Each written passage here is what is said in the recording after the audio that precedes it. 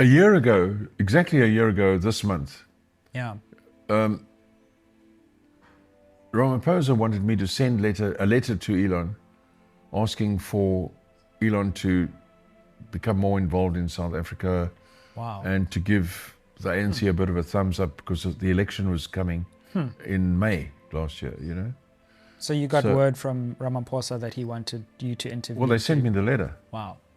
So I looked at the letter and I thought, well, Elon's not going to endorse the ANC. Elon is a straight kind of guy, you know. So he shouldn't. Yeah. He's the kind of guy you really want in business. So if you go to a place that's a plumber or electrician or car repair place, they tell you to come at 4:30, your car will be ready or whatever. Yeah. That's the kind of guy Elon. He's a task completer or something like that. Yeah. You know, he likes, that's him. He's not a dreamer or something, you know. Sure. And yeah, so I realized this letter's not really the kind of thing that Elon's going to respond to. I told the people from Ramaphosa that I don't think Elon will respond to this. And they said, well, leave it then, don't send the letter. So I did send the letter to Elon out of interest, but we didn't respond to that.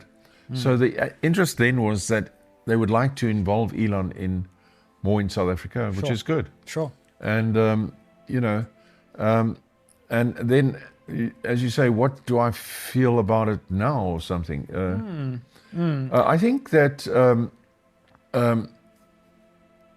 South Africa is not a major issue in America. Sure. It would be a very tiny part of everything. Yeah. You know, unfortunately, not the greatest to tell South Africans that if you go to America, you probably never hear the term South African in the next 6 months from anyone or anywhere or on television or anywhere. Sure. So, yeah, but I'd say that Mbeki was quite, I saw his interview where he said that being rude to the boss or being rude to the guys who are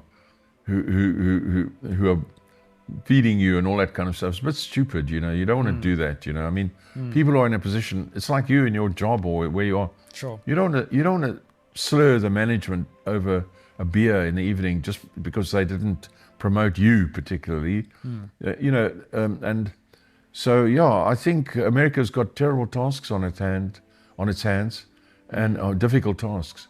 And what they really want to see is an end to the same kind of corruption that they have there. Here, we have it here as well.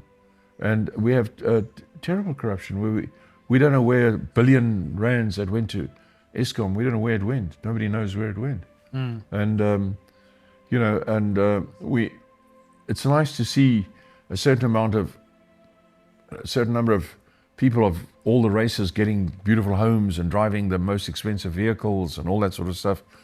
But when they suddenly do that out of fresh air, you know, you start to worry. And there is the general consensus which I would go with, and that is very little seems to be the ordinary poor, sometimes even white people in trailer parks now, black people in townships.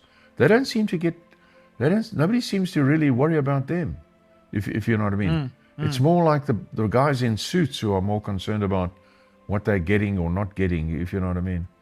And as I said earlier, when we were in general discussion, when I read this article by BizNews, I think it was BizNews or BizTech or something, that only 7 million people out of 63 million people in South Africa actually have a job. That's very worrying. I mean, it's not worrying, it's what?